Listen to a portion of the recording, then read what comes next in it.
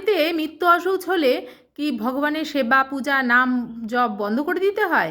কৃষ্ণ ভক্ত কখনোই কিন্তু সেটাই করেন না। যিনি জানেন যে এই জগতের সব কিছুই অনিত্য, একমাত্র প্রকৃত পরম মিত্র পরম পিতা হলেন তার ভগবান শ্রীকৃষ্ণ, তাই তিনি সেটা কোনো সময় ভুলেও করেন না। আর এইটা কিন্তু শাস্ত্রেও প্রমাণিত। গোবিন্দ ঠাকুরের স্ত্রী ও পুত্র পরপর মারা যাওয়ার পর তিনি কিন্তু ভগবানের সেবা পূজা বন্ধ করে দিয়েছিলেন। আর ভগবান তার স্বপ্নে দর্শন দিয়ে বলেছিলেন, এক পুত্র মারা যাওয়ায় কি আরেক পুত্রকে খেতে দিতে চাও না তুমি? তারপর থেকে কিন্তু সেই অবস্থাতেই গোবিন্দ ঠাকুর তার ভগবানের সেবা পূজা চালু করেছিলেন। আজও অগ্রদ্বীপে কিন্তু গোবিন্দ ঠাকুরের সেবিত বিগ্রহ গোপীনাথ পূজিত হন। এই হিসাবেই তিনি কিন্তু বিখ্যাত হয়ে রয়েছেন অগ্রদ্বীপে।